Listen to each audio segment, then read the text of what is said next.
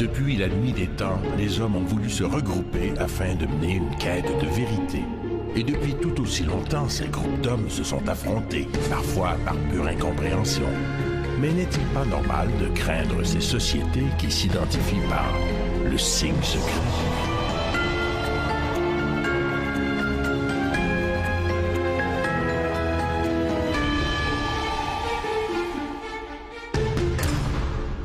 Ça pourrait être un sujet fantastique pour un film d'intrigue internationale. Un groupe d'hommes et de femmes très puissants qui constituent une espèce de gouvernement mondial et qui tire les ficelles de tous les pays. Plusieurs sociétés secrètes préconisent cette centralisation des pouvoirs au sein d'un groupe élitiste d'intellectuels. Mais aucune n'a incarné cette utopie avec autant d'exactitude que le groupe Bilderberg.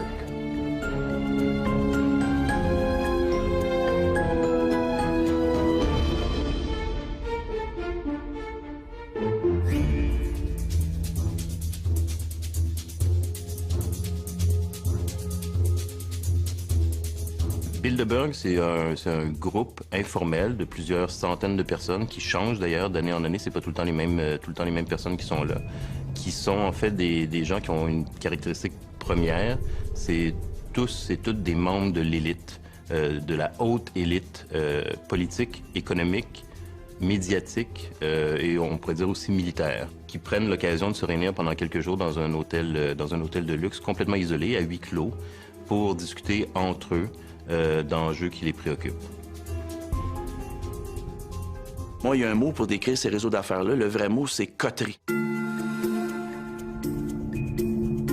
Coterie veut dire réunion d'hommes riches et influents qui se retrouvent en catimini, en secret, pour le maintien de leurs privilèges et de leurs acquis. Individuellement, les Bilderberg, en fait, en tant qu'individus, ce sont eux qui contrôlent probablement, je n'ai pas fait de calcul précis, mais probablement pas loin de 80-90% de la richesse mondiale. Ce sont réellement les possesseurs du monde. Le groupe Bilderberg réunit environ 120 membres, dont les 2 tiers viennent d'Europe et le reste de l'Amérique du Nord. Créé en 1952, le groupe porte le nom de l'hôtel hollandais où a eu lieu la première réunion en mai 1954. Avant la naissance du Bilderberg, qui s'est passé en 1954 aux Pays-Bas, en Hollande, il faut savoir qu'avant ça, il y avait eu un précédent en termes de réseau d'affaires. Il y avait eu, en 1921, aux États-Unis, à New York, il y avait eu la création du Conseil des relations étrangères, en anglais, le Council on Foreign Relations.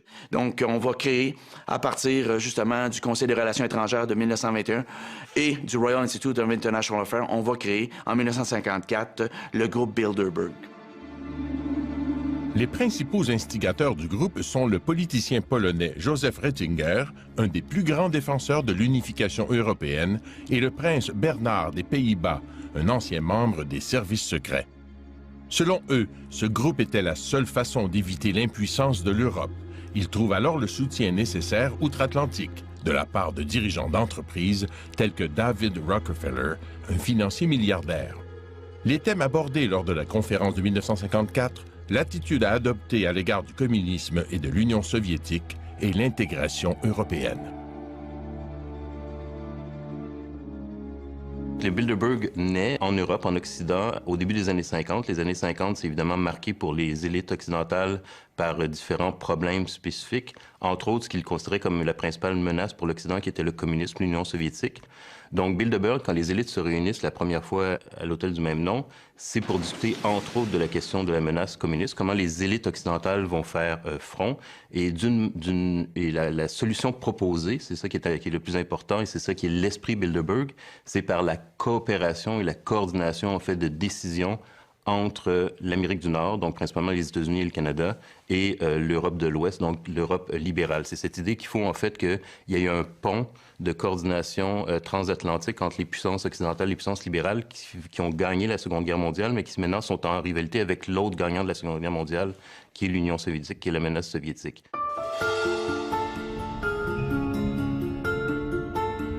Il y avait aussi un intérêt de sécurité nationale. C'était important aussi donc d'assurer la sécurité de l'Europe et de l'Amérique du Nord ensemble. Il y avait bien entendu en troisième lieu un objectif commerciales, économiques. Il fallait s'organiser de manière à ce que les barrières tarifaires, les barrières économiques soient abattues pour permettre une libre circulation des biens et des personnes. Donc un objectif affiché quand même de libre-échange, surtout entre les pays du bloc occidental. Il va sans dire qu'un groupe aussi influent et mystérieux allait susciter la curiosité des journalistes d'enquête. 3 d'entre eux se sont particulièrement intéressés au groupe Bilderberg. L'Espagnol Daniel Estulin, le Français Michael Gama et l'Américain Jim Tucker. Grâce à des sources anonymes, ils ont étudié ce qui se disait derrière les portes closes des grands hôtels où le groupe se réunit chaque année. Jim Tucker consacre littéralement sa vie depuis 1975 à suivre les membres de ce groupe. C'est à cette époque qu'il prend connaissance de l'étonnant récit de Westbrook Pegler, le premier journaliste à avoir découvert l'existence du Bilderberg en 1957.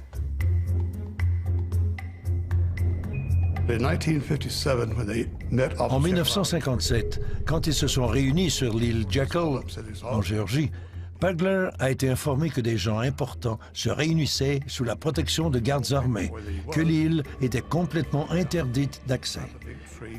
Pegler est accouru et monté dans un arbre avec ses jumelles, puis il a publié 2 articles en nommant ceux qu'il avait pu identifier.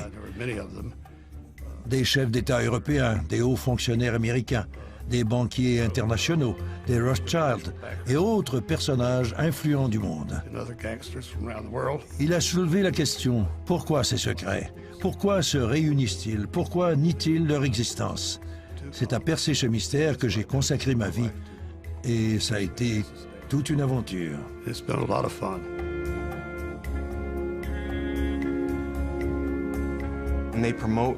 Ils prônent la mondialisation et la gouvernance mondiale. On y retrouve les principales institutions internationales, la Banque mondiale, le FMI, l'Organisation mondiale du commerce, l'OTAN, les Nations unies, etc. Toutes ces organisations sont fortement représentées au sein des Bilderberg et leurs leaders sont presque toujours issus de ces rangs. Si ce n'est pas le cas, ils en deviennent rapidement membres.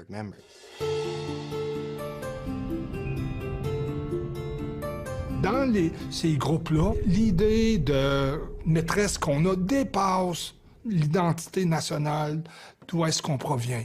Et ultimement, les objectifs, c'est la création d'un gouvernement mondial. Encore en 2008-2009, on parlait même d'un impôt mondial. Nous ne sommes pas du tout informés sur les agissements du Bilderberg dans le cadre des médias. Un seul exemple, dans le cas de la France, vous avez une réunion du Bilderberg en France, à Versailles, en 2003. En 2003, Versailles était littéralement coupé du reste du monde, verrouillé par la police, par les militaires. Il n'y a pas eu un mot dans la presse française pour évoquer cette réunion, et puis encore moins des sujets traités. C'est toujours en fonction de grands événements politico-économico-financiers. Après, ce qui est dit, alors là, c'est le mystère pour le quidam, les quidam que nous sommes. Une politique que le groupe a adoptée dès le départ, que les propos que les participants vont tenir à l'occasion de ces réunions ne seront jamais rendus publics. Tout simplement parce qu'il voulait donner l'occasion aux participants de ne pas avoir la langue de bois, donc de s'exprimer de façon libre, d'oublier le politiquement correct ou le diplomatiquement correct. Évidemment, ils vous diront qu'il ne s'agit pas de secret, il s'agit tout simplement de confidentialité, il s'agit tout simplement d'une réunion privée. Mais les moyens qu'ils se donnent pour assurer le caractère privé de cette réunion sont en réalité des moyens qui relèvent du culte du secret. Est-ce qu'ils veulent préserver leur intimité, préserver les sujets dont ils discutent? Est-ce qu'ils prennent des décisions qu'on ne voudrait pas entendre, qui discutent de choses que la population ne voudrait pas savoir? C'est sûr que le fait que ce soit en secret, c'est ce qui rend ça évidemment le plus suspect. Alors, si un groupe de cette envergure existe depuis une 50aine d'années et que 99% des gens ne le savent pas, ça veut dire tout simplement que c'est un groupe qui est un groupe secret et qui fait du secret peut-être son arme principale.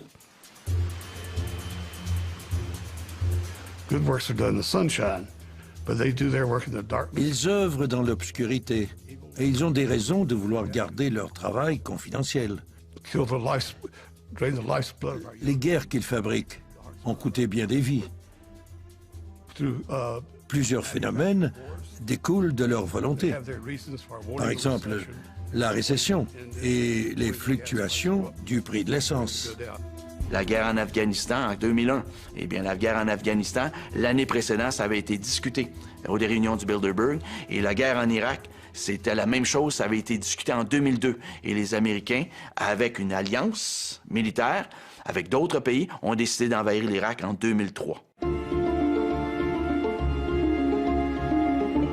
Le journaliste Daniel Estulin affirme dans son livre « La véritable histoire des Bilderberger » que le groupe aurait également accordé sa bénédiction à Barack Obama pour briguer la présidence des États-Unis.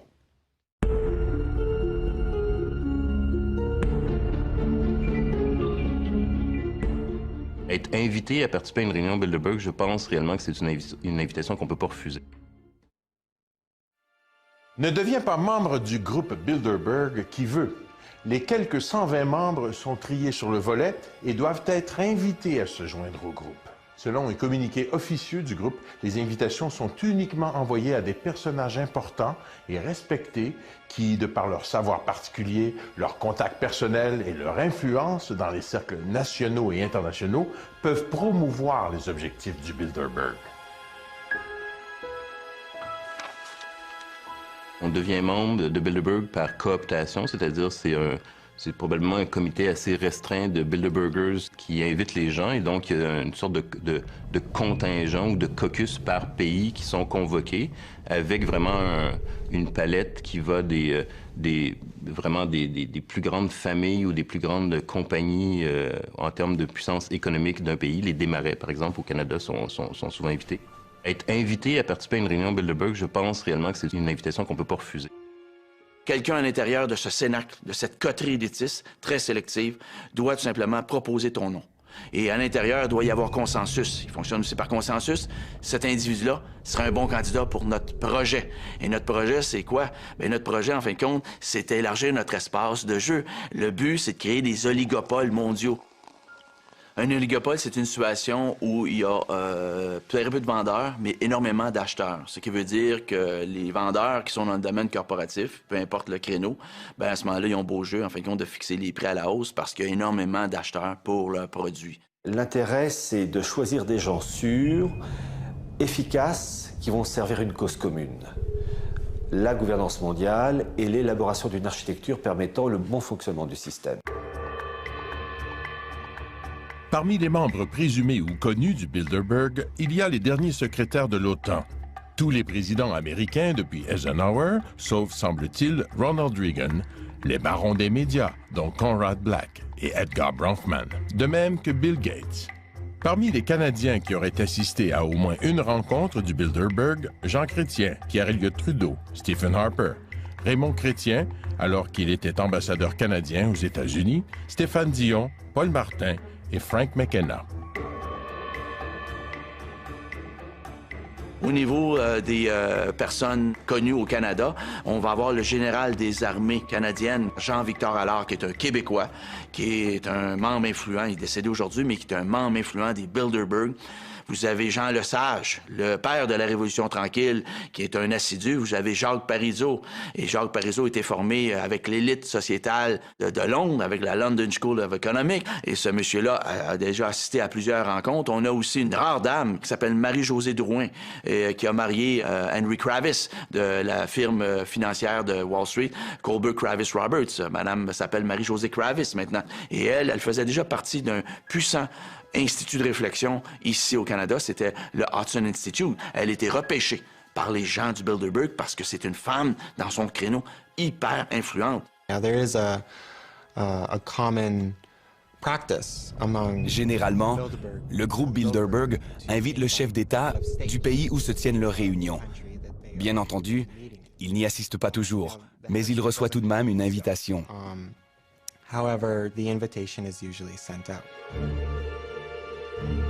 C'est probablement dans ce contexte, c'est-à-dire l'invitation systématique du plus haut dirigeant du pays hôte, que Brian Mulroney a participé à la rencontre du groupe Bilderberg qui se tenait à Toronto en 1987. Dans la mesure où il le fait dans le cadre de ses fonctions de premier ministre du Canada, Archives Canada, c'est-à-dire le bureau du conseil privé, a archivé donc son discours. Donc on a son discours et on voit que c'est un discours d'une quinzaine de pages. Il ne dit rien de secret dans ce discours. C'est l'époque de Gorbatchev en URSS, donc la transition. Donc lui, il se réjouit de ça. Il dit que l'Occident doit accompagner Gorbatchev parce que le régime soviétique est un mauvais régime, alors que le régime libéral est un bon régime. Il vante en fait ce qu'on connaît déjà de Brian Mulroney, c'est-à-dire c'est un partisan du libre-échange. Donc c'est ce qu'il va dire au Bilderberger. Il dit même qu'il faut en fait avoir une ouverture plus grande au niveau des frontières pour la liberté de circulation des populations et de la main-d'œuvre, donc de l'immigration. Fin des années 80, c'est aussi le problème du sida. Donc, il parle du sida, il parle de l'Afrique, il parle de l'endettement des pays du tiers-monde. Donc, c'est ce genre de sujet, de propos qu'amène Brian Mulroney au Bilderberger quand il est invité à parler devant eux. Les nouveaux membres ne sont pas uniquement des gens connus. Plusieurs se font connaître après avoir joint le groupe. On peut penser que c'est justement le groupe qui a contribué à lancer leur carrière. Le groupe Bilderberg est reconnu pour soutenir des politiciens qui partagent sa vision du monde. Ainsi, on dit que Rockefeller a été tellement épaté par un discours donné par Jimmy Carter lors d'une réunion du Bilderberg qu'il aurait fait en sorte qu'il soit élu président des États-Unis l'année suivante. Les membres des Bilderberg financent les grosses campagnes électorales, contrôlent les médias, dirigent des multinationales et des banques. Donc, s'ils ne décident pas directement qui dirigera tel ou tel pays, ils ont la capacité, de par l'influence financière et le contrôle médiatique qu'ils exercent, de favoriser certains politiciens au détriment des autres.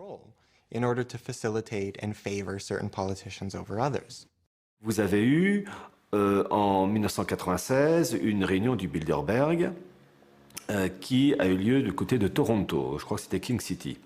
Et il y avait un ministre-président du Land de Basse-Saxe qui était présent, l'Allemand Gerhard Schröder, qui un an plus tard est devenu chancelier allemand. Donc on voit très souvent des réunions de futurs chefs d'État. On n'a qu'à penser à Bill Clinton aux États-Unis en 1993.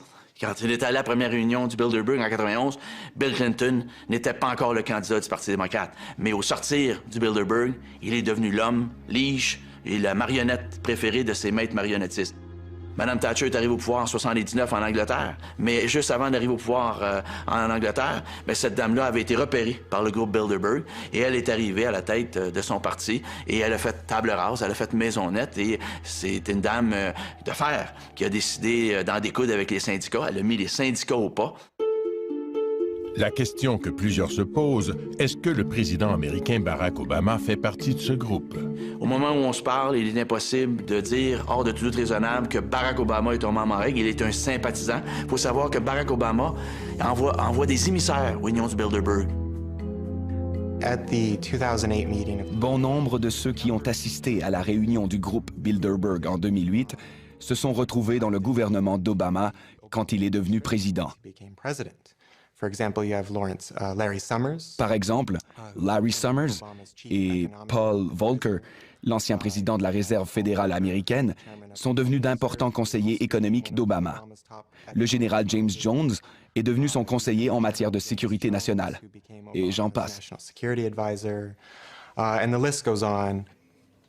Oui, Barack Obama est sans aucun doute un membre de Bilderberg. Et il obéit certainement à leurs ordres. On en aura la preuve avec l'augmentation des coûts de l'essence et avec la prolongation de la récession entièrement fabriquée par les Bilderberg.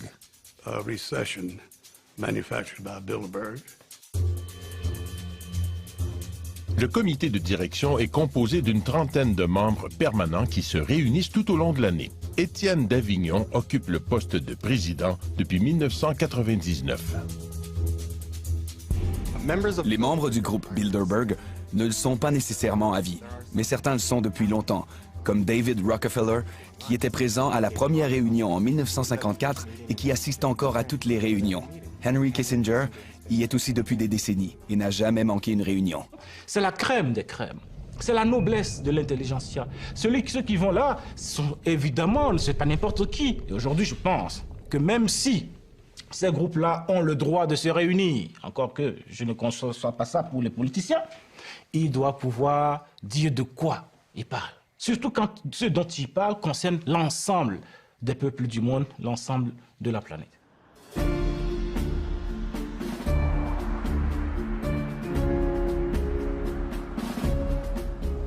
Alors mon cher Benoît, ces gens influents qui sont membres du Bilderberg, est-ce qu'ils se promènent toujours dans des limousines comme celle-ci? Oui, effectivement, quand ils vont à leur rencontre annuelle, les fins du mois de mai et mois de juin, ils se rendent là en limousine, des limousines aux vitres teintées, et ces gens-là portent des costards noirs, 3 pièces, sombres, avec des lunettes fumées, et ils ont aussi leur garde du corps, toujours dans leur entourage. Et est-ce que ce sont des limousines blindées?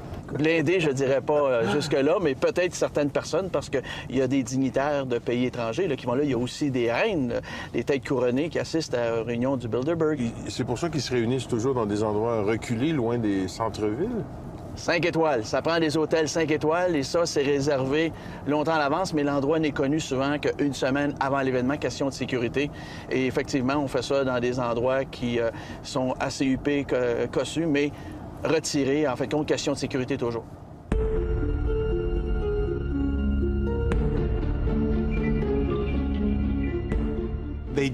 Ils suivent les journalistes et les font arrêter. En Grèce, ils ont arrêté des gens pour avoir photographié les participants.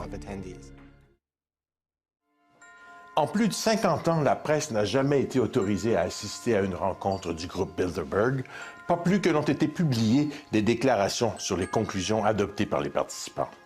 Et non seulement ils sont réticents à l'idée de révéler la teneur de leur discussion, ils refusent de dévoiler publiquement le lieu de leur réunion.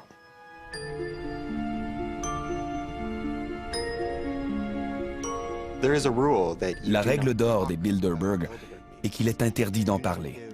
On ne donne pas de conférences de presse, on n'émet pas de communiqués de presse et on ne cite pas les propos des personnes présentes, sinon on n'est plus invité. C'est ce qu'on appelle la règle de Chatham House. Si vous assistez à la réunion, vous acceptez de ne pas en parler. Ils savent qu'ils ont des intérêts communs.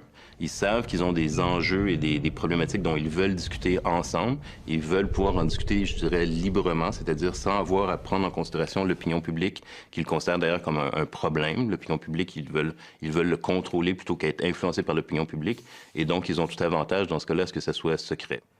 Souvent, vous savez, ces décisions prises par ces élites oligarchiques, financières, etc., ces décisions vont à l'encontre des intérêts du peuple.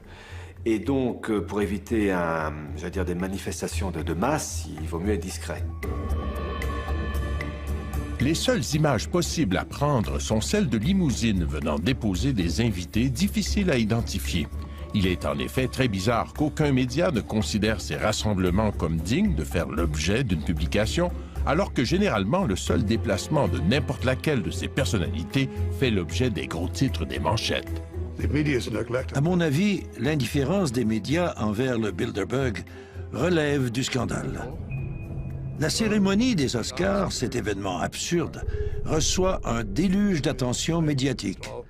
Mais quand les personnes les plus influentes de la Terre se réunissent dans le secret, aucun intérêt. Comment est-ce possible? Si le public savait ce qui se passe, il serait très intéressé. Ce sont des événements qui sont peu connus, donc c'est un cercle vicieux aussi. Moins ils sont connus, moins les médias vont être incités à y participer, moins la population va demander des renseignements par rapport à ça. Les médias officiels ne traitent pas du Bilderberg parce que déjà vous avez énormément de représentants des médias, presse, radio, télévision qui participent à ces réunions du Bilderberg et ils ont le conseil de ne pas divulguer et de ne pas évoquer dans la presse ces réunions parce que tout simplement, les grandes choses se font toujours avec discrétion et puis si ces grands dirigeants des médias veulent avoir un avenir professionnel, il vaut mieux qu'ils soient obéissants. Il est vrai que parmi les participants, il y a des présidents de conglomérats de presse tels que le Washington Post, le Time Magazine, le New York Times et le Figaro. On sait maintenant que l'éditeur du Washington Post a assisté à toutes les réunions depuis 1954 et qu'il a gardé la promesse du secret absolu. Assister à une seule réunion revient à faire un vœu de silence à vie. Au Canada, il y en a eu une récente en 2006, c'était à Ottawa, et c'était une des rares fois que Radio-Canada est allé couvrir la rencontre du groupe Bilderberg dans un hôtel huppé, cossu d'Ottawa. Le journaliste Patrice Roy était sur place. Est-ce que la centaine d'hommes et les quelques femmes qui arrivent ici en limousine, cachées derrière des vitres teintées, possèdent un vrai pouvoir occulte?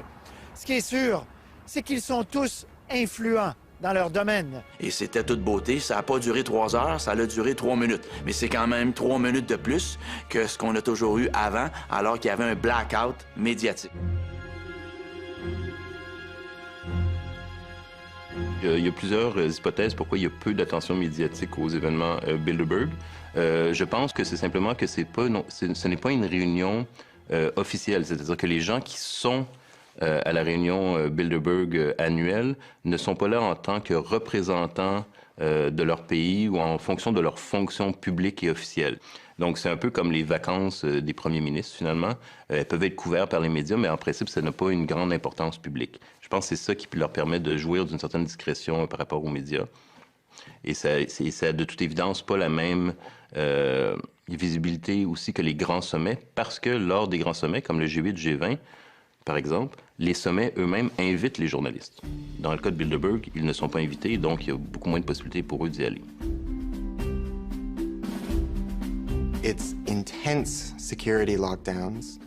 La sécurité est impénétrable. À la réunion de 2009 en Grèce, l'armée grecque avait déployé des bâtiments de la marine, des camions armés et la police secrète pour surveiller l'hôtel où se déroulait l'événement. Ces coûts sont assumés par le pays hôte, qui les refile essentiellement aux contribuables sous forme de dépenses publiques. Puisque le contribuable n'en bénéficie pas vraiment, ça soulève bien entendu des questions d'ordre moral.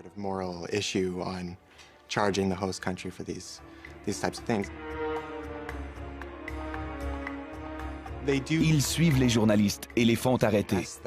En Grèce, ils ont arrêté des gens pour avoir photographié les participants. Donc c'est une forme de harcèlement, mais je n'irai pas jusqu'à dire qu'ils ont l'intention de blesser ou de tuer des journalistes, parce que ça pourrait engendrer une tempête médiatique qu'ils veulent à tout prix éviter.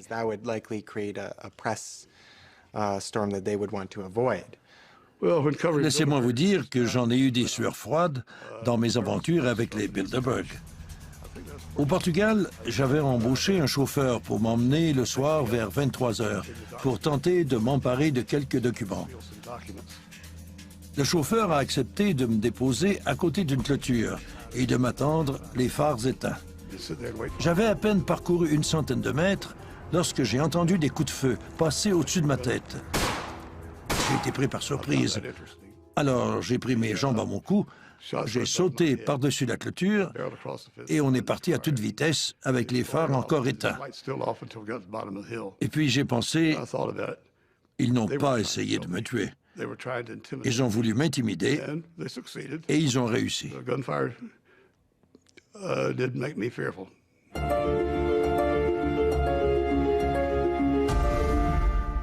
En plus de l'arsenal de sécurité, les dirigeants du groupe Bilderberg auraient mis en place toute une série de mesures pour s'assurer de conserver leur anonymat, et ce depuis plus de 50 ans.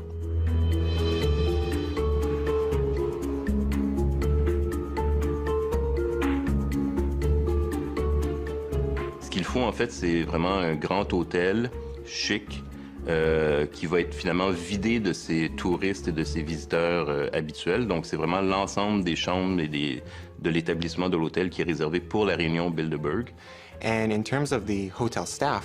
Le personnel de l'hôtel n'est informé de la réunion que la veille. Et on leur interdit même de s'adresser aux clients qui participent aux réunions. On demande donc aux employés des hôtels motus et bouche cousue.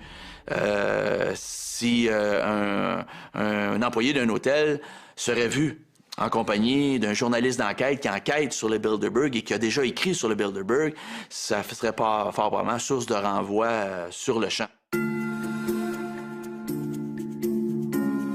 Est-ce qu'ils vont réussir à garder ce secret longtemps? J'en doute. Plus ce sera secret, plus on en parlera. Parce que les moyens d'en parler aujourd'hui existent partout. Donc ce groupe aurait intérêt à se rendre compte de ce que nous sommes dans une nouvelle ère, l'ère de la démocratisation de l'information, l'ère des médias sociaux, et que ça devient intenable aujourd'hui de maintenir ce culte du secret. Le nouveau site web du groupe Bilderberg, bilderbergmeetings.org, est une approche intéressante en termes d'image. Il a été créé en 2010 et c'est la première fois que le groupe reconnaît sa propre existence. Il publie maintenant la liste des participants aux réunions, l'endroit où celles-ci se tiennent et les thèmes abordés, sans toutefois révéler ce qui se dit.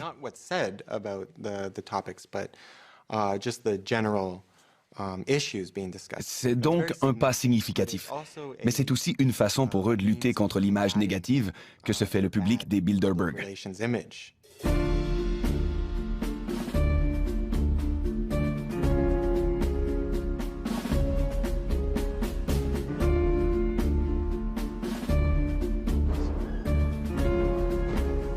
Mais quand on est une centaine d'individus, là, des princes, des princesses, comment on fait pour passer inaperçu, surtout quand on voyage dans des hôtels de luxe comme celui-ci? Bien, premièrement, les hôtels 5 étoiles qui sont réservés pendant 3 jours par le Bilderberg sont toujours dans des endroits reculés, donc il y a moins d'affluence, il y a moins de circulation, c'est voulu pour des questions de sécurité. Mais pendant combien d'années ils ont réussi à rester aussi discrets, là? Bien, écoute, on a entendu parler dans les années 90 du Bilderberg, on connaît ça.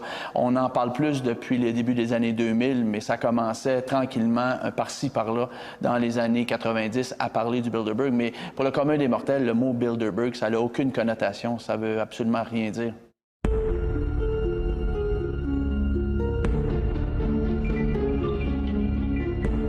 Il y a vraiment un rituel qui dure depuis une cinquantaine d'années et qui est suivi, respecté de façon rigoureuse. Le groupe Bilderberg est encore et toujours très actif. 59 réunions ont eu lieu entre 1954 et 2010. Parmi elles, 5 se sont déroulées au Canada. En ordre chronologique, au manoir Saint-Castin du lac Beauport, à Mont-Tremblant, Montebello, Toronto et Ottawa. Le déroulement des réunions doit répondre à un décorum particulier. Il y a vraiment un rituel qui dure depuis une cinquantaine d'années et qui est suivi, respecté de façon rigoureuse. Les gens s'asseyent les uns à côté des autres suivant leur ordre alphabétique. C'est-à-dire que si vous êtes le prince Bernard des Pays-Bas, si le nom de famille commence par B, vous pouvez vous asseoir à côté d'un professeur d'université dont le nom aussi commence par B. Je veux dire, c'est pas parce que vous êtes prince que vous allez vous asseoir forcément à côté d'un autre prince. Voyez-vous, c'est un peu là qu'on définit peut-être le côté égalitaire du groupe. L'autre rite qu'ils respectent, c'est évidemment la prise de parole. Les gens sont tenus de respecter leur temps de parole. On s'attend à ce que les participants aux réunions des Bilderberg s'expriment. On veut savoir comment ils sont, ce qu'ils pensent, qui sont les gens qu'ils seraient susceptibles d'appuyer. Margaret Thatcher a été invitée à une réunion dans les années 1970. Elle était restée en retrait sans dire grand-chose et à ce moment-là, elle était à peine connue dans son propre pays et encore moins à l'extérieur. Donc les autres se méfiaient un peu d'elle. Puis, celui qui l'avait invitée l'a prise à part à la fin de la journée et le jour suivant, elle a donné un de ses fameux discours pendant 3 minutes et les a tous tellement impressionnés que David Rockefeller et Henry Kissinger l'ont adorée. Ils l'ont emmenée aux États-Unis, l'ont présentée à tout le monde et quand elle est devenue Premier ministre, elle a adopté des politiques économiques néolibérales qui ont énormément bénéficié aux membres Bilderberg.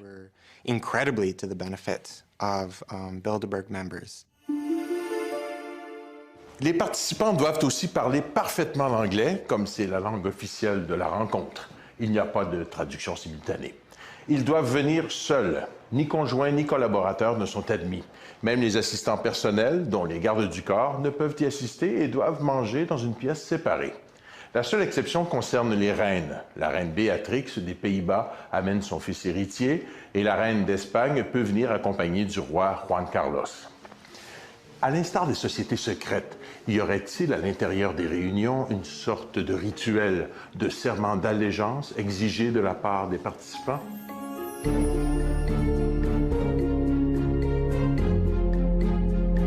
Les gestes, il y en a sûrement. Des objets décorant, si je puis dire, la salle de réunion, c'est possible, mais compte tenu qu'elles sont secrètes, que ce n'est pas filmé, comment savoir? Certains observateurs vont plus loin et prétendent que le fondement même du groupe Bilderberg repose sur la philosophie des francs-maçons.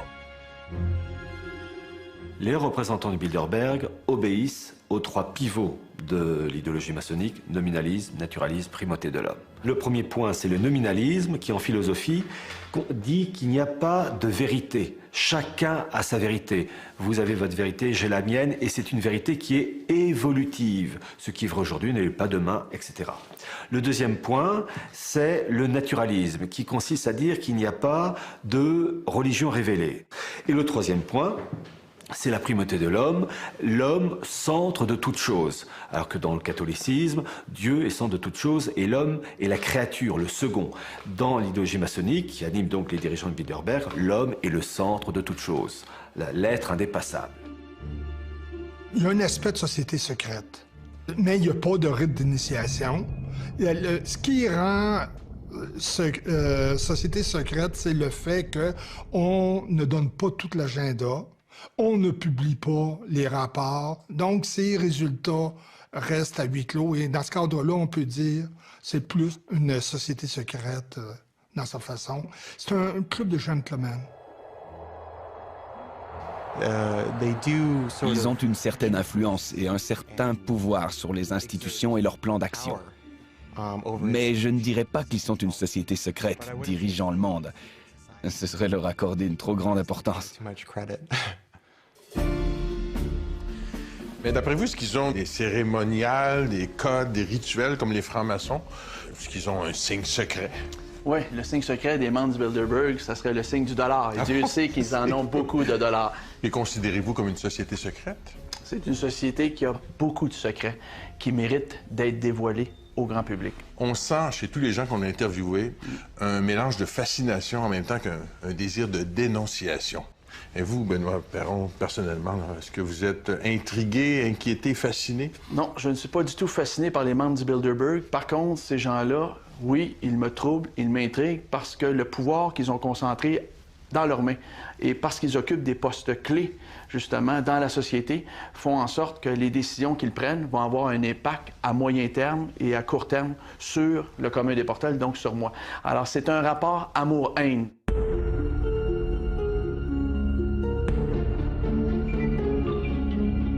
On est en droit de se demander ce qu'ils font, ce qu'ils devraient faire, puis comme on ne le sait pas, ben on l'invente. Donc c'est une magnifique machine à rumeurs. Le fait que leur réunion soit entourée d'autant de secrets a tout pour plaire aux amateurs de théorie du complot.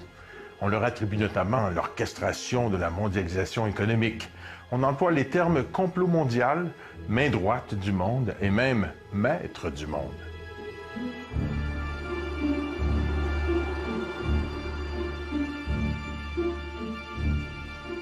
Évidemment, le fait qu'ils soient si secrets aussi a pour effet de créer toutes sortes de fantasmes, évidemment, à leur propos. On a l'impression que c'est un gouvernement secret mondial, occulte, qui réussisse à déclencher des guerres, à créer des crises économiques. Donc, le secret a un effet, à la limite, pervers dans la mesure où peut-être qu'on exagère même l'influence qu'ils ont. Mais évidemment, comme c'est secret, c'est difficile de faire la part des choses. Il n'y a rien de pire que le secret pour susciter ou stimuler l'imagination ou développer des mythes. On est en droit de se demander ce qu'ils font, ce qu'ils devraient faire, puis comme on ne le sait pas, ben on l'invente. Donc c'est une magnifique machine à rumeurs. On pense par exemple que c'est un groupe qui pense constituer sur l'échelle mondiale une sorte de monde Inc., c'est-à-dire de détruire les barrières de l'État-nation et de donner au capital la prépondérance qu'il doit avoir et de confier à une élite économique, la gestion des affaires du monde. Il y a certains qui pensent que dans le groupe, en tout cas, il y a des gens qui proposent des mesures encore plus extrêmes, des mesures plus radicales, qui consistent par exemple à laisser faire des maladies, à créer, à inventer des maladies pour décimer des portions de population. Donc, si c'était ça l'objectif, il est évident qu'on ne peut pas en parler en public. Tout le monde devrait être inquiet. Que vous soyez cireur de chaussures ou propriétaire d'une banque ou pilote d'avion, l'économie nous affecte tous. Et ils manipulent l'économie.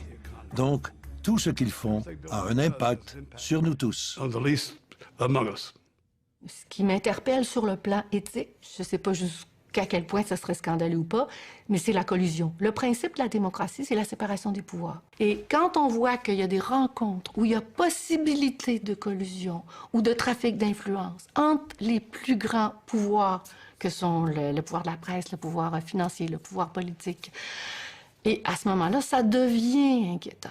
The 1976 meeting of Bilderberg Group was canceled. En 1976, une réunion du groupe Bilderberg a été annulée parce que le président de l'époque, le prince Bernhard des Pays-Bas, était accusé de corruption relativement à certains avantages qu'il avait accordés à Lockheed Martin, ainsi qu'à d'autres compagnies semblables. Et c'est ce genre d'arrangement que les réunions des Bilderberg facilitent. Bilderberg est réservé à quelques régions du monde, disons à 2 grandes régions du monde. Réservé aux pays européens, un certain nombre de pays européens, et à l'Amérique du Nord. Mais imaginez un groupe qui parle de sécurité énergétique, de sécurité nucléaire, qui parle de géostratégie mondiale, qui parle de commerce international, qui parle de l'aide publique à l'Afrique. Et on nous dit que c'est un groupe privé. Donc vous voyez donc là le problème de légitimité que ça pose. Le groupe Bilderberg n'a aucune légitimité démocratique. Il dirige, il impose des vues sans aucune légitimité issue du suffrage universel. Donc, il y a un déni de démocratie qui est complet. Le Bilderberg pose des questions importantes d'un point de vue de la démocratie libérale. La démocratie libérale de la fin du 20e siècle, début du 21e siècle, a quand même des principes de base, c'est-à-dire évidemment une certaine transparence par rapport aux décisions publiques, une certaine redevabilité des élites politiques par rapport à la population, une liberté de presse, évidemment, et un certain principe, disons, d'égalité en termes d'influence des décisions. Et donc là, Bilderberg, évidemment, représente une contradiction par rapport à tous ces principes. Ces gens-là ont le pouvoir, en catimini, et c'est ça qui me trouble, de fixer l'agenda économique d'un pays qui a élu à sa tête un gouvernement démocratiquement. Autrement dit, mon vote n'a aucune importance. Tout ce qu'on pose dans les urnes à chaque 4 ans, c'est une foutaise. Parce que de toute façon, les candidats sont déjà présélectionnés. Depuis qu'on a organisé les sociétés, depuis le début de l'humanité, le jeu d'influence s'est toujours fait. C'est un incontournable, ça fait partie de la façon qu'on a de gouverner. On peut vouloir avoir une plus grande transparence, mais ici encore, l'expérience humaine nous a montré qu'il y a des limites à la transparence. C'est que souvent, trop de transparence rend aussi une société ingouvernable. Tout le fondement du grand débat sur la démocratie, est-ce que c'est mieux d'avoir une dictature bienveillante ou une démocratie parce que finalement, on pense que les citoyens ne sont pas assez intelligents, instruits ou éduqués pour prendre leurs propres décisions. Et c'est le fondement du débat démocratique entre une élite qui serait meilleure pour définir notre bien et le protéger que nous-mêmes. Ma réponse à moi, c'est que c'est notre responsabilité comme citoyennes et citoyens de s'investir dans notre avenir puis de prendre les décisions qui vont avec ça. Si on revient sur l'histoire des Bilderberger depuis les années 50 jusqu'à aujourd'hui, on peut penser en fait qu'ils ont eu plusieurs occasions pour sabler le champagne. La Constitution de l'Union européenne, ils ont un marché commun européen, une assez bonne intégration, disons, ou coopération Amérique du Nord, Europe, ils l'ont. Ils avaient des cauchemars au sujet de la menace soviétique. Cette menace soviétique, elle n'existe plus. Donc, je pense qu'au fil des décennies, les Bilderberger, en fait, ont vu un monde qui ressemble de plus en plus à ce qu'ils rêvaient de créer ou d'obtenir ou de provoquer.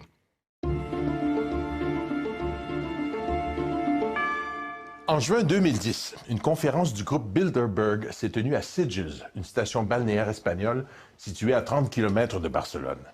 Parmi les invités, soulignons la présence du président espagnol Zapatero, Le géant du secteur des télécoms, Google, y était représenté. On y retrouvait aussi les dirigeants de Shell, la reine d'Espagne, la reine Béatrix d'Hollande, le premier ministre français François Fillon, Bill Gates, le conseiller financier d'Obama, le secrétaire général de l'OTAN et le directeur de l'Organisation mondiale du commerce. On peut supposer qu'ils n'étaient pas là que pour jouer au golf.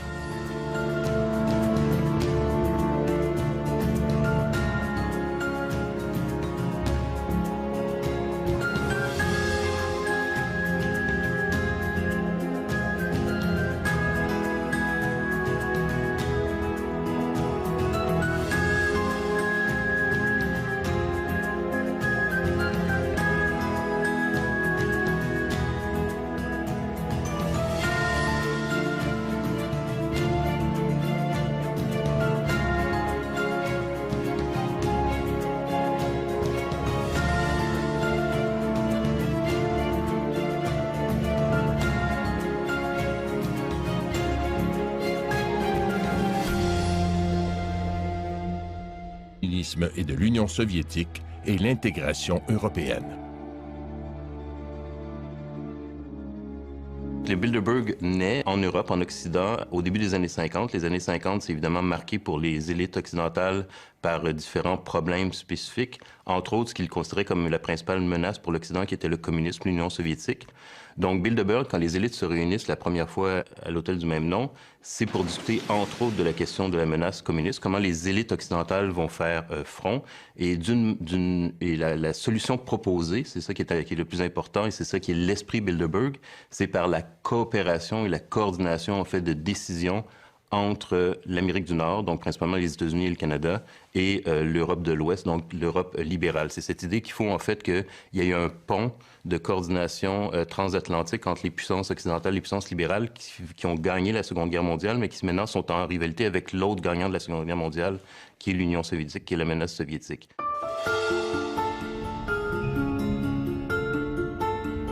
Il y avait aussi un intérêt de sécurité nationale. C'était important aussi donc d'assurer la sécurité de l'Europe et de l'Amérique du Nord ensemble.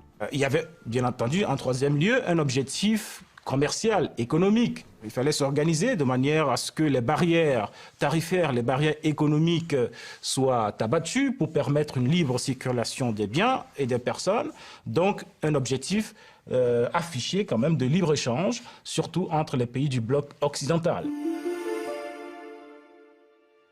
Il va sans dire qu'un groupe aussi influent et mystérieux allait susciter la curiosité des journalistes d'enquête. 3 d'entre eux se sont particulièrement intéressés au groupe Bilderberg. L'Espagnol Daniel Estulin, le Français Michael Gama et l'Américain Jim Tucker. Grâce à des sources anonymes, ils ont étudié ce qui se disait derrière les portes closes des grands hôtels où le groupe se réunit chaque année. Jim Tucker consacre littéralement sa vie depuis 1975 à suivre les membres de ce groupe. C'est à cette époque qu'il prend connaissance de l'étonnant récit de Westbrook Pegler, le premier journaliste à avoir découvert l'existence du Bilderberg en 1957.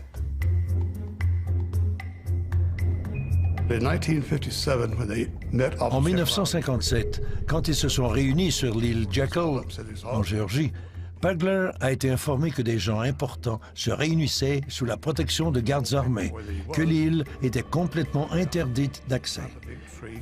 Pegler est accouru et monté dans un arbre avec ses jumelles, puis il a publié 2 articles en nommant ceux qu'il avait pu identifier. Des chefs d'État européens, des hauts fonctionnaires américains, des banquiers internationaux, des Rothschild et autres personnages influents du monde. Il a soulevé la question. Et la reine d'Espagne peut venir accompagnée du roi Juan Carlos.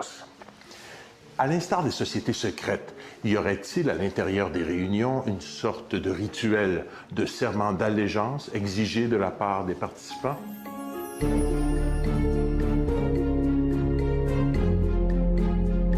Les gestes, il y en a sûrement. Des objets décorant, si je puis dire, la salle de réunion, c'est possible, mais compte tenu qu'elles sont secrètes, que ce n'est pas filmé, comment savoir? Certains observateurs vont plus loin et prétendent que le fondement même du groupe Bilderberg repose sur la philosophie des francs-maçons. Les représentants du Bilderberg obéissent aux 3 pivots de l'idéologie maçonnique, nominalisme, naturalisme, primauté de l'homme. Le premier point, c'est le nominalisme, qui en philosophie dit qu'il n'y a pas de vérité. Chacun a sa vérité. Vous avez votre vérité, j'ai la mienne, et c'est une vérité qui est évolutive. Ce qui est vrai aujourd'hui n'est pas demain, etc. Le deuxième point, c'est le naturalisme, qui consiste à dire qu'il n'y a pas de religion révélée. Et le troisième point, c'est la primauté de l'homme, centre de toute chose. Alors que dans le catholicisme, Dieu est centre de toute chose et l'homme est la créature, le second. Dans l'idéologie maçonnique, qui anime donc les dirigeants de Bilderberg, l'homme est le centre de toute chose, l'être indépassable. Il y a un aspect de société secrète, mais il n'y a pas de rite d'initiation. Ce qui rend société secrète, c'est le fait qu'on ne donne pas tout l'agenda. On ne publie pas les rapports, donc ces résultats restent à huis clos. Et dans ce cadre-là, on peut dire que c'est plus une société secrète dans sa façon. C'est un club de gentlemen. Ils ont une certaine influence et un certain pouvoir sur les institutions et leurs plans d'action. Mais je ne dirais pas qu'ils sont une société secrète dirigeant le monde. Ce serait leur accorder une trop grande importance. Mais d'après vous, est-ce qu'ils ont des cérémoniales, des codes, des rituels comme les francs-maçons? Est-ce qu'ils ont un signe secret?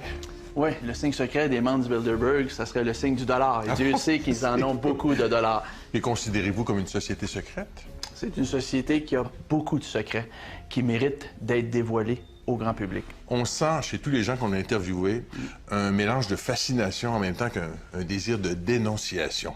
Et vous, Benoît Perron, personnellement, est-ce que vous êtes intrigué, inquiété, fasciné? Non, je ne suis pas du tout fasciné par les membres du Bilderberg. Par contre, ces gens-là, oui, ils me troublent, ils m'intriguent parce que le pouvoir qu'ils ont concentré dans leurs mains et parce qu'ils occupent des postes clés. Afghanistan, l'année précédente, ça avait été discuté aux réunions du Bilderberg. Et la guerre en Irak, c'était la même chose, ça avait été discuté en 2002. Et les Américains, avec une alliance militaire, avec d'autres pays, ont décidé d'envahir l'Irak en 2003.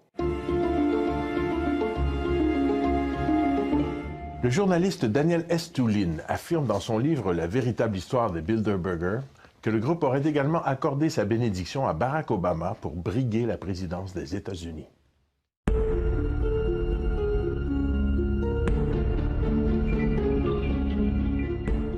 Être invité à participer à une réunion Bilderberg, je pense réellement que c'est une invitation qu'on ne peut pas refuser. Ne deviens pas membre du groupe Bilderberg qui veut. Les quelques 120 membres sont triés sur le volet et doivent être invités à se joindre au groupe. Selon un communiqué officieux du groupe, les invitations sont uniquement envoyées à des personnages importants et respectés qui, de par leur savoir particulier, leurs contacts personnels et leur influence dans les cercles nationaux et internationaux, peuvent promouvoir les objectifs du Bilderberg. On devient membre de Bilderberg par cooptation, c'est-à-dire c'est probablement un comité assez restreint de Bilderbergers qui invite les gens et donc il y a une sorte de contingent ou de caucus par pays qui sont convoqués avec vraiment une palette qui va vraiment des plus grandes familles ou des plus grandes compagnies en termes de puissance économique d'un pays. Les Desmarais, par exemple, au Canada, sont souvent invités. Être invité à participer à une réunion Bilderberg, je pense réellement que c'est une invitation qu'on ne peut pas refuser. Quelqu'un à l'intérieur de ce cénacle, de cette coterie élitistes très sélective, doit tout simplement proposer ton nom. Et à l'intérieur, il doit y avoir consensus. Il fonctionne aussi par consensus. Cet individu-là sera un bon candidat pour notre projet. Et notre projet, c'est quoi? Bien, notre projet, en fin de compte, c'est élargir notre espace de jeu. Le but, c'est de créer des oligopoles mondiaux. Un oligopole, c'est une situation où il y a très peu de vendeurs, mais énormément d'acheteurs. Ce qui veut dire que les vendeurs qui sont dans le domaine corporatif, peu importe le créneau, bien à ce moment-là, ils ont beau jeu, en fin de compte, de fixer les prix à la hausse parce qu'il y a énormément d'acheteurs pour leurs produits. L'intérêt, c'est de choisir des gens sûrs, efficaces, qui vont servir une cause commune. La gouvernance mondiale et l'élaboration d'une architecture permettant le bon fonctionnement du système. Parmi les membres présumés ou connus du Bilderberg, il y a les derniers secrétaires de l'OTAN. Tous les présidents américains depuis Eisenhower, sauf, semble-t-il, Ronald Reagan, les barons des médias, dont Conrad Black et Edgar Bronfman, de même que Bill Gates. Parmi les Canadiens qui auraient assisté à au moins une rencontre du Bilderberg, Jean Chrétien, Pierre Elliott Trudeau, Stephen Harper. Religion révélée. Et le troisième point, c'est la primauté de l'homme, centre de toute chose. Alors que dans le catholicisme, Dieu est centre de toute chose et l'homme est la créature, le second. Dans l'idéologie maçonnique, qui anime donc les dirigeants de Bilderberg, l'homme est le centre de toute chose, l'être indépassable. Il y a un aspect de société secrète, mais il n'y a pas de rite d'initiation. Ce qui rend société secrète, c'est le fait qu'on ne donne pas tout l'agenda, on ne publie pas les rapports, donc ces résultats restent à huis clos. Et dans ce cadre-là, on peut dire c'est plus une société secrète dans sa façon. C'est un club de gentlemen. Ils ont une certaine influence et un certain pouvoir sur les institutions et leurs plans d'action. Mais je ne dirais pas qu'ils sont une société secrète dirigeant le monde. Ce serait leur accorder une trop grande importance. Mais d'après vous, est-ce qu'ils ont des cérémoniales, des codes, des rituels comme les francs-maçons? Est-ce qu'ils ont un signe secret? Oui, le signe secret des membres du Bilderberg, ça serait le signe du dollar. Et Dieu sait qu'ils en ont beaucoup de dollars. Et considérez-vous comme une société secrète? C'est une société qui a beaucoup de secrets, qui méritent d'être dévoilés au grand public. On sent chez tous les gens qu'on a interviewés un mélange de fascination en même temps qu'un désir de dénonciation. Et vous, Benoît Perron, personnellement, est-ce que vous êtes intrigué, inquiété, fasciné? Non, je ne suis pas du tout fasciné par les membres du Bilderberg. Par contre, ces gens-là, oui, ils me troublent, ils m'intriguent parce que le pouvoir qu'ils ont concentré dans leurs mains et parce qu'ils occupent des postes clés, justement, dans la société, font en sorte que les décisions qu'ils prennent vont avoir un impact à moyen terme et à court terme sur le commun des mortels, donc sur moi. Alors, c'est un rapport amour-haine.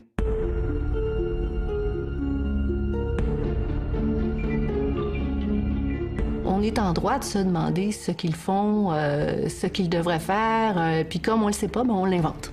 Donc c'est une magnifique machine à rumeurs. Le fait que leur réunion soit entourée d'autant de secrets a tout pour plaire aux amateurs de théorie du complot. On leur attribue notamment l'orchestration de la mondialisation économique. On emploie les termes complot mondial, main droite du monde et même maître du monde.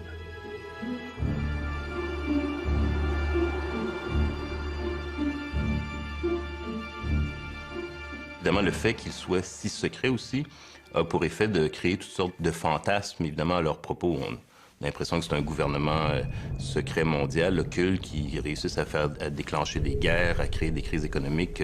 Donc, le secret a un effet, à la limite, pervers dans la mesure où peut-être qu'on exagère. Par les gens du Bilderberg, parce que c'est une femme dans son créneau hyper influente. There is a common... Généralement, le groupe Bilderberg invite le chef d'État du pays où se tiennent leurs réunions.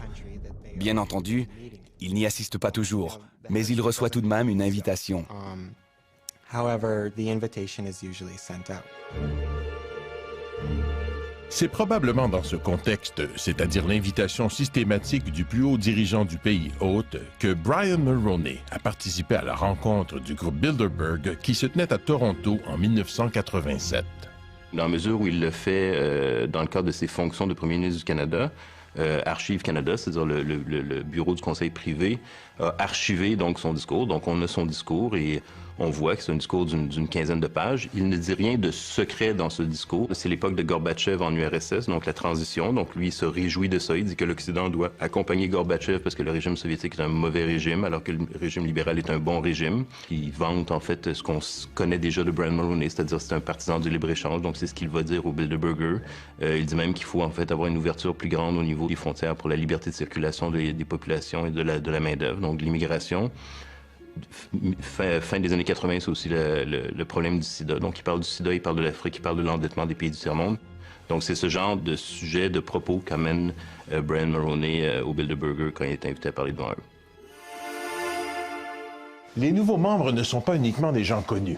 Plusieurs se font connaître après avoir joint le groupe. On peut penser que c'est justement le groupe qui a contribué à lancer leur carrière. Le groupe Bilderberg est reconnu pour soutenir des politiciens qui partagent sa vision du monde. Ainsi, on dit que Rockefeller a été tellement épaté par un discours donné par Jimmy Carter lors d'une réunion du Bilderberg qu'il aurait fait en sorte qu'il soit élu président des États-Unis l'année suivante. Les membres des Bilderberg financent les grosses campagnes électorales, contrôlent les médias, dirigent des multinationales et des banques. Donc, s'ils ne décident pas directement qui dirigera tel ou tel pays, ils ont la capacité, de par l'influence financière et le contrôle médiatique qu'ils exercent, de favoriser certains politiciens au détriment des autres. Vous avez eu, en 1996, une réunion du Bilderberg qui a eu lieu du côté de Toronto, je crois que c'était King City. Et il y avait un ministre-président du Land de Basse-Saxe qui était présent, l'Allemand Gerhard Schröder, qui, un an plus tard, est devenu chancelier allemand. Donc on voit très souvent des réunions de futurs chefs d'État. On n'a qu'à penser à Bill Clinton aux États-Unis en 1993, quand il est allé à la première réunion du Bilderberg. Un objectif commercial, économique. Il fallait s'organiser de manière à ce que les barrières tarifaires, les barrières économiques soient abattues pour permettre une libre circulation des biens et des personnes. Donc, un objectif affiché quand même de libre-échange, surtout entre les pays du bloc occidental. Il va sans dire qu'un groupe aussi influent et mystérieux allait susciter la curiosité des journalistes d'enquête. 3 d'entre eux se sont particulièrement intéressés au groupe Bilderberg. L'Espagnol Daniel Estulin, le Français Michael Gama et l'Américain Jim Tucker. Grâce à des sources anonymes, ils ont étudié ce qui se disait derrière les portes closes des grands hôtels où le groupe se réunit chaque année. Jim Tucker consacre littéralement sa vie depuis 1975 à suivre les membres de ce groupe. C'est à cette époque qu'il prend connaissance de l'étonnant récit de Westbrook Pegler, le premier journaliste à avoir découvert l'existence du Bilderberg en 1957.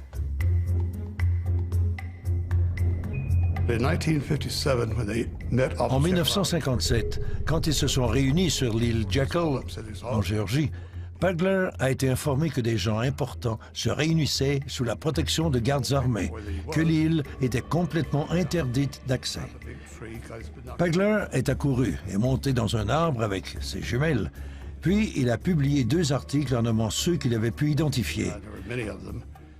Des chefs d'État européens, des hauts fonctionnaires américains, des banquiers internationaux, des Rothschild et autres personnages influents du monde.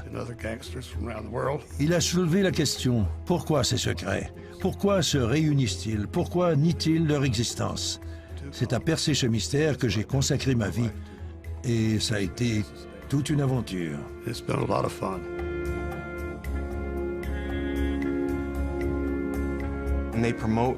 Ils prônent la mondialisation et la gouvernance mondiale.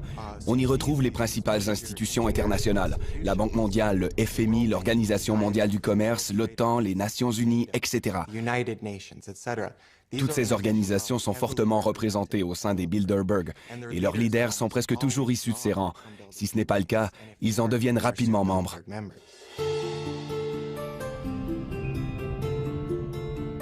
Dans ces groupes-là, l'idée de maîtresse qu'on a dépasse l'identité nationale, d'où est-ce qu'on provient.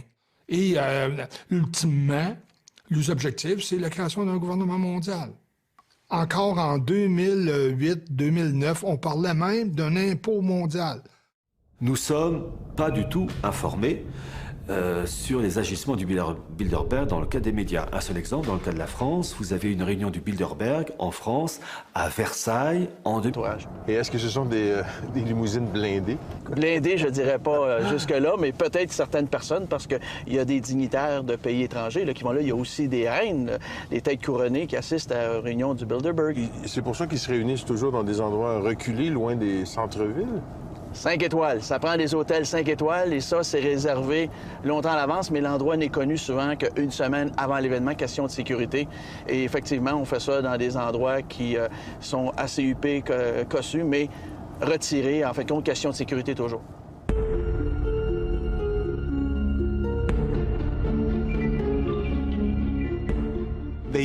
Ils suivent les journalistes et les font arrêter. En Grèce, ils ont arrêté des gens pour avoir photographié les participants. En plus de 50 ans, la presse n'a jamais été autorisée à assister à une rencontre du groupe Bilderberg, pas plus que n'ont été publiées des déclarations sur les conclusions adoptées par les participants. Et non seulement ils sont réticents à l'idée de révéler la teneur de leur discussion, ils refusent de dévoiler publiquement le lieu de leur réunion.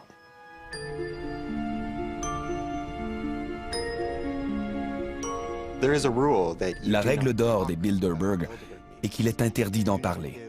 On ne donne pas de conférences de presse, on n'émet pas de communiqués de presse et on ne cite pas les propos des personnes présentes, sinon on n'est plus invité. C'est ce qu'on appelle la règle de Chatham House. Si vous assistez à la réunion, vous acceptez de ne pas en parler. Ils savent qu'ils ont des intérêts communs. Ils savent qu'ils ont des enjeux et des problématiques dont ils veulent discuter ensemble. Ils veulent pouvoir en discuter, je dirais, librement, c'est-à-dire sans avoir à prendre en considération l'opinion publique, qu'ils considèrent d'ailleurs comme un problème. L'opinion publique, ils veulent le contrôler plutôt qu'être influencés par l'opinion publique. Et donc, ils ont tout avantage, dans ce cas-là, à ce que ça soit secret. Souvent, vous savez, ces décisions prises par ces élites oligarchiques, financières, etc., ces décisions vont à l'encontre des intérêts du peuple. Et donc, pour éviter des manifestations de masse, il vaut mieux être discret. Les seules images possibles à prendre sont celles de limousines venant déposer des invités difficiles à identifier. Il est en effet très bizarre qu'aucun média ne considère ces rassemblements comme dignes de faire l'objet d'une publication, alors que généralement le seul déplacement de n'importe laquelle de ces personnalités fait l'objet des gros titres des manchettes. À mon avis, l'indifférence des médias envers le Bilderberg relève du scandale. La cérémonie des Oscars, cet événement absurde, reçoit un déluge d'attention médiatique. Mais quand les personnes les plus influentes de la Terre se réunissent dans le secret, aucun intérêt. Comment est-ce possible? Si le public savait ce qui se passe, il serait... Économique. Une élite économique, la gestion des affaires du monde. Il y a certains qui pensent que dans le groupe, en tout cas, il y a des gens qui proposent des mesures encore plus extrêmes, des mesures plus radicales, qui consistent par exemple à laisser faire des maladies, à créer, à inventer des maladies pour décimer des portions de population. Donc, si c'était ça, l'objectif, il est évident qu'on ne peut pas en parler en public. Tout le monde devrait être inquiet. Que vous soyez cireur de chaussures ou propriétaire d'une banque ou pilote d'avion, l'économie nous affecte tous. Et ils manipulent l'économie. Donc, tout ce qu'ils font a un impact sur nous tous. Ce qui m'interpelle sur le plan éthique, je ne sais pas jusqu'à quel point ça serait scandaleux ou pas, mais c'est la collusion. Le principe de la démocratie, c'est la séparation des pouvoirs. Et quand on voit qu'il y a des rencontres où il y a possibilité de collusion ou de trafic d'influence entre les plus grands pouvoirs que sont le pouvoir de la presse, le pouvoir financier, le pouvoir politique, et à ce moment-là, ça devient inquiétant. The 1976 meeting of Bilderberg Group was canceled. En 1976, une réunion du groupe Bilderberg a été annulée parce que le président de l'époque, le prince Bernard des Pays-Bas, était accusé de corruption relativement à certains avantages qu'il avait accordés à Lockheed Martin, ainsi qu'à d'autres compagnies semblables. Et c'est ce genre d'arrangement que les réunions des Bilderberg facilitent. Bilderberg est réservé à quelques régions du monde, disons à 2 grandes régions du monde, réservé aux pays européens, un certain nombre de pays européens, et à l'Amérique du Nord. Mais imaginez un groupe qui parle de sécurité énergétique, de sécurité nucléaire, qui parle de géostratégie mondiale, qui parle de commerce international, qui parle de l'aide publique à l'Afrique. Et on nous dit que c'est un groupe privé. Donc vous voyez donc là le problème de légitimité que ça pose. Le groupe Bilderberg n'a aucune légitimité démocratique. Il dirige, il impose des vues sans aucune légitimité issue du suffrage universel. Donc, il y a un déni de démocratie qui est complet. Le Bilderberg pose des questions importantes d'un point de vue de la démocratie libérale. La démocratie libérale de la fin du 20e siècle, début du 21e siècle, a quand même des principes de base, c'est-à-dire évidemment une certaine transparence par rapport aux décisions publiques, une certaine redevabilité des élites politiques par rapport à la population, une liberté de presse, évidemment, et un certain principe, disons, d'égalité en termes d'influence des décisions. Et donc là, Bilderberg, évidemment, représente une contradiction par rapport à tous ces principes. Ces gens-là ont le pouvoir. L'île Jekyll, en Géorgie, Pagler a été informé que des gens importants se réunissaient sous la protection de gardes armés, que l'île était complètement interdite d'accès. Pagler est accouru et monté dans un arbre avec ses jumelles, puis il a publié 2 articles en nommant ceux qu'il avait pu identifier. Des chefs d'État européens, des hauts fonctionnaires américains, des banquiers internationaux, des Rothschild et autres personnages influents du monde. Il a soulevé la question, pourquoi ces secrets? Pourquoi se réunissent-ils? Pourquoi nient-ils leur existence? C'est à percer ce mystère que j'ai consacré ma vie et ça a été toute une aventure.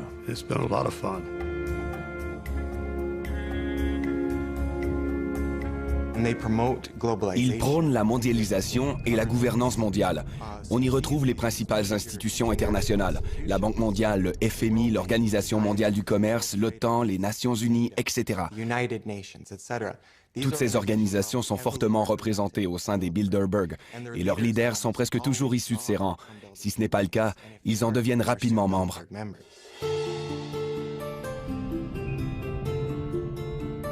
Dans ces groupes-là, l'idée de maîtresse qu'on a dépasse l'identité nationale, d'où est-ce qu'on provient. Et ultimement, les objectifs, c'est la création d'un gouvernement mondial. Encore en 2008-2009, on parlait même d'un impôt mondial. Nous sommes pas du tout informés sur les agissements du Bilderberg dans le cadre des médias. Un seul exemple, dans le cas de la France, vous avez une réunion du Bilderberg en France, à Versailles, en 2003. En 2003, Versailles était littéralement coupé du reste du monde, verrouillé par la police, par les militaires. Il n'y a pas eu un mot dans la presse française pour évoquer cette réunion, et puis encore moins des sujets traités. C'est toujours en fonction de grands événements politico-économico-financiers. Après, ce qui est dit, alors là, c'est le mystère pour le quidam, les quidam que nous sommes. Une politique que le groupe a adoptée dès le départ, que les propos que les participants vont tenir à l'occasion de ces réunions ne seront jamais rendus publics. Tout simplement parce qu'il voulait donner l'occasion aux participants de ne pas avoir la langue de bois, donc de s'exprimer de façon libre, d'oublier le politiquement correct ou le diplomatiquement correct. Évidemment, ils vous diront qu'il ne s'agit pas de secret, il s'agit tout simplement de confidentialité, il s'agit tout simplement d'une réunion privée. Mais les moyens qu'ils se donnent pour assurer le caractère privé de cette réunion sont en réalité des moyens qui relèvent du culte du secret. Est-ce qu'ils veulent préserver leur intimité, préserver les sujets dont ils discutent? Est-ce qu'ils prennent des décisions? Des banquiers internationaux, des Rothschild et autres personnages influents du monde. Il a soulevé la question, pourquoi ces secrets? Pourquoi se réunissent-ils? Pourquoi nient-ils leur existence? C'est à percer ce mystère que j'ai consacré ma vie et ça a été toute une aventure.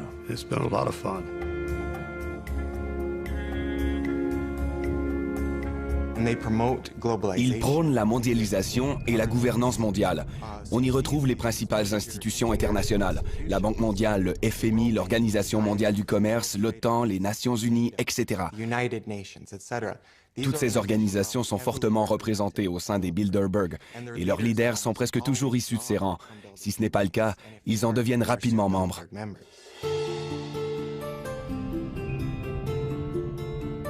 Dans ces groupes-là, l'idée de maîtresse qu'on a dépasse l'identité nationale, d'où est-ce qu'on provient. Et ultimement, les objectifs, c'est la création d'un gouvernement mondial. Encore en 2008-2009, on parlait même d'un impôt mondial. Nous sommes pas du tout informés sur les agissements du Bilderberg dans le cadre des médias. Un seul exemple, dans le cas de la France, vous avez une réunion du Bilderberg en France, à Versailles, en 2003. En 2003, Versailles était littéralement coupé du reste du monde, verrouillé par la police, par les militaires. Il n'y a pas eu un mot dans la presse française pour évoquer cette réunion, et puis encore moins des sujets traités. C'est toujours en fonction de grands événements politico-économico-financiers. Après, ce qui est dit, alors là, c'est le mystère pour le quidam, les quidam que nous sommes. Une politique que le groupe a adoptée dès le départ, que les propos que les participants vont tenir à l'occasion de ces réunions ne seront jamais rendus publics. Tout simplement parce qu'il voulait donner l'occasion aux participants de ne pas avoir la langue de bois, donc de s'exprimer de façon libre, d'oublier le politiquement correct ou le diplomatiquement correct. Évidemment, ils vous diront qu'il ne s'agit pas de secret, il s'agit tout simplement de confidentialité, il s'agit tout simplement d'une réunion privée. Mais les moyens qu'ils se donnent pour assurer le caractère privé de cette réunion sont en réalité des moyens qui relèvent du culte du secret. Est-ce qu'ils veulent préserver leur intimité, préserver les sujets dont ils discutent? Est-ce qu'ils prennent des décisions qu'on ne voudrait pas entendre, qui discutent de choses que la population ne voudrait pas savoir? C'est sûr que le fait que ce soit en secret, c'est ce qui rend ça évidemment le plus suspect. Alors, si un groupe de cette envergure existe depuis une cinquantaine d'années et que 99% des gens ne le savent pas, ça veut dire tout simplement que c'est un groupe qui est un groupe secret et qui fait du secret